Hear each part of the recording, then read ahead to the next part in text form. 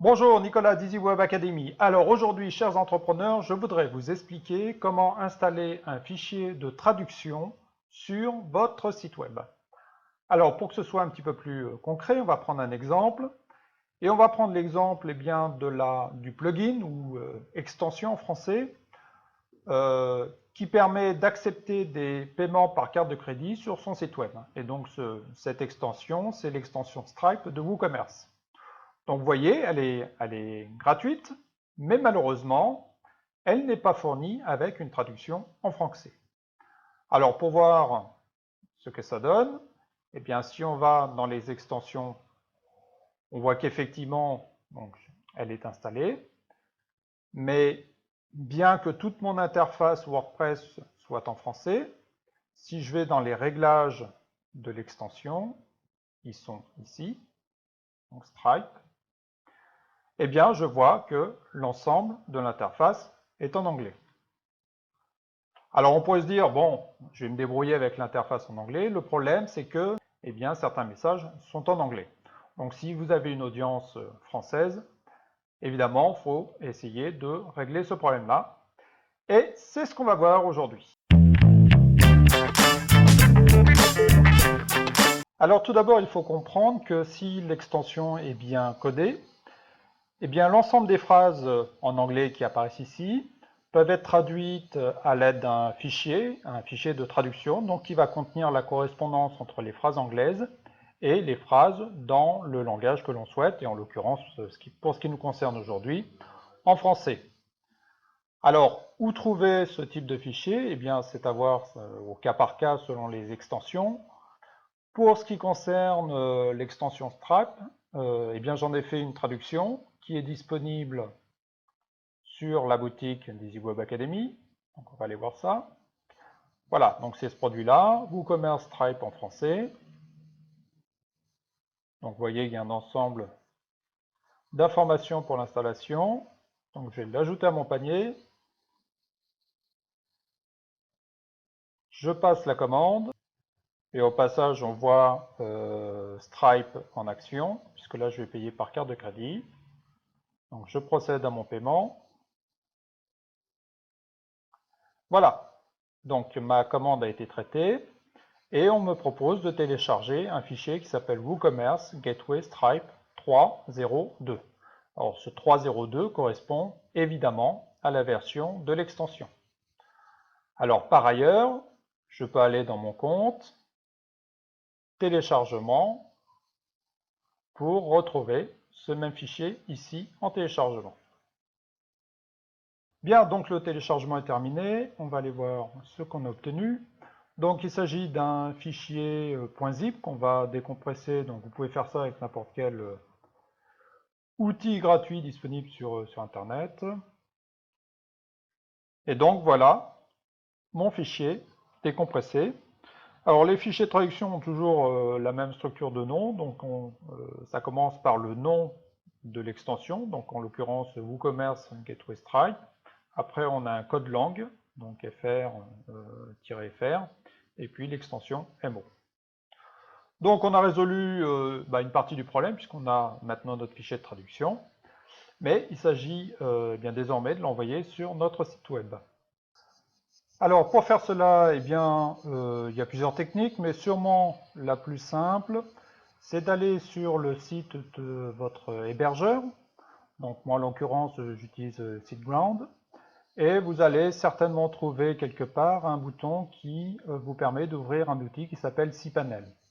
Alors si votre hébergeur ne vous propose pas cPanel, eh bien contactez-le pour savoir quel outil il propose pour gérer votre serveur web. Donc allons ouvrir ce cPanel.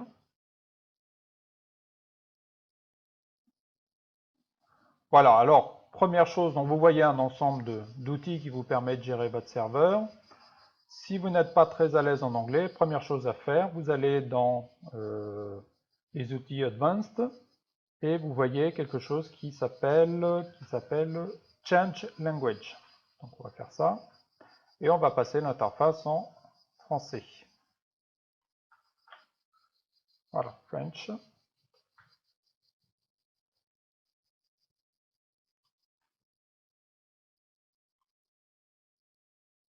Voilà, donc mon interface est maintenant en français. Et ce qui va m'intéresser, c'est trouver un outil qui s'appelle le gestionnaire de fichiers. Donc laissez les paramètres par défaut, ça ira bien. Voilà. Et vous accédez donc à l'ensemble des fichiers qui sont stockés sur le disque dur de votre serveur web. Alors pour faire une petite visite rapide, bon là vous voyez un ensemble de fichiers qui sont les fichiers WordPress. Dans VP-admin, c'est encore des fichiers WordPress, de même que dans VP-include. Donc ça, a priori, vous n'avez pas à aller là-dedans, vous laissez ça comme c'est. Dans VP-content, vous allez avoir des choses un petit peu plus intéressantes, dans le sens où vous avez les fichiers des extensions, donc plugins en anglais, et les fichiers des thèmes. Et puis là, dans Uploads, par exemple, vous avez tous les fichiers images que vous chargez dans votre bibliothèque média. Alors, ce qui va nous intéresser aujourd'hui, c'est bien sûr les plugins, et en particulier, donc on va chercher le plugin qui nous intéresse, et donc qui est WooCommerce Gateway Stripe. Bon, petite remarque, vous entendez peut-être des bruits en fond, c'est pas un problème dans mon micro, ce sont les cigales qui sont un petit peu bruyantes aujourd'hui. Donc voilà, comme je travaille sur la terrasse, c'est un petit peu normal. Un petit peu de Côte d'Azur chez vous. Bon, reprenons. Donc dans ce fameux répertoire WooCommerce Gateway Stripe, nous avons un répertoire qui s'appelle Languages et eh bien, qui contient, comme vous le voyez, un seul fichier, donc une espèce de fichier matrice pour les langues, mais qui ne contient aucun fichier de traduction. Donc ce qui explique que bien, notre interface soit en anglais. Alors le premier réflexe, ça serait bien de mettre notre fichier de traduction ici, et ça fonctionnerait. Le problème de ça, c'est que si on met à jour notre extension dans le futur, il y a des chances pour que notre fichier soit écrasé, et donc on perde notre traduction. Donc WordPress propose une solution qui est de mettre ce fichier non pas dans le répertoire du plugin, de l'extension en français, mais dans le répertoire VP Content Languages. Donc vous le voyez là. Et dans ce répertoire, vous avez un sous-répertoire qui s'appelle Plugins. Et où vous le voyez, eh bien, il y a déjà un ensemble de fichiers de traduction pour différentes extensions que j'utilise sur le site. Alors, il est possible que sur votre serveur web, vous n'ayez pas ce répertoire Languages ou ce répertoire Plugins. Donc à ce moment-là, eh bien, il faut les créer. Donc pour ça, vous cliquez sur VP Content et vous faites Nouveau dossier et vous entrez le nom, donc Languages. Donc évidemment, faites bien attention à l'orthographe, hein, ça fonctionne que si vous avez véritablement Languages, donc en anglais, et Plugins en anglais. Voilà. Alors une fois que ça c'est fait, eh bien, vous pouvez uploader votre fichier. Donc on va cliquer sur Charger. Donc, vous voyez une nouvelle fenêtre qui s'ouvre. Et là, on va aller choisir notre fichier qui est sur le disque dur de notre ordinateur. Voilà. Là, eh bien, si le fichier était déjà présent et que vous voulez écraser, eh bien, vous cocherez ça. Et puis en termes d'autorisation, eh bien, cette autorisation 644 fonctionne bien. Donc si ce n'est pas le cas, bien, je vous conseille de cliquer les cases telles qu'elles apparaissent ici pour que ça fonctionne bien. Donc revenons à notre répertoire. Voilà, et on voit que notre fichier est bien maintenant installé, placé sur notre serveur web. Bien, il est temps d'aller voir le résultat de nos efforts. Donc on va retourner sur notre interface d'administration de cette extension Stripe et on va rafraîchir la page. Voilà, et au miracle, eh bien, l'interface passe en français. Faisons le même exercice sur la page de paiement de notre site, donc on rafraîchit.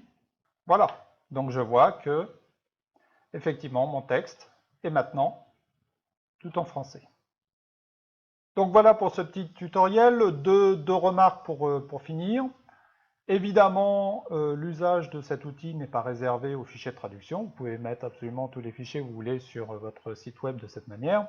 Enfin, gardez à l'esprit que là, vous êtes au cœur de votre serveur et que si vous faites n'importe quoi, vous avez des chances de casser votre site.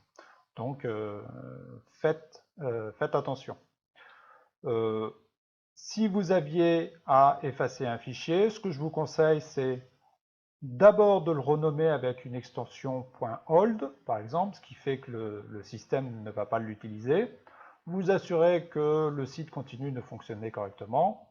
Et une fois que vous êtes sûr de vous, eh bien, vous pouvez véritablement effacer le fichier. Et puis, dernière remarque, cet outil est un outil, je dirais, qui est bien utile en appoint pour ajouter ponctuellement un fichier. Si vous aviez besoin de véritablement travailler sur les fichiers de votre serveur web, il y a des outils beaucoup plus puissants à base de protocoles FTP qui existent, des outils gratuits. Enfin, normalement, je m'adresse donc à des entrepreneurs et vous n'avez a priori pas besoin de ce genre d'outils puisque WordPress gère, je dirais, 99% des fichiers sur le serveur web de façon transparente sans que vous ayez besoin d'aller tripatouiller ici. Voilà, mais enfin, gardez ça à l'esprit. Bien, j'espère que ce tutoriel vous a été utile. Si c'est le cas, eh bien, mettez-moi un pouce bleu. Et puis, eh bien, je vous mets le lien sur la newsletter d'EasyWeb Academy, de façon à ce que vous puissiez continuer à recevoir eh bien, les différents trucs et astuces que je vous donne pour entrer dans l'ère numérique et puis pour booster votre business grâce à Internet. Allez, à bientôt pour une prochaine vidéo.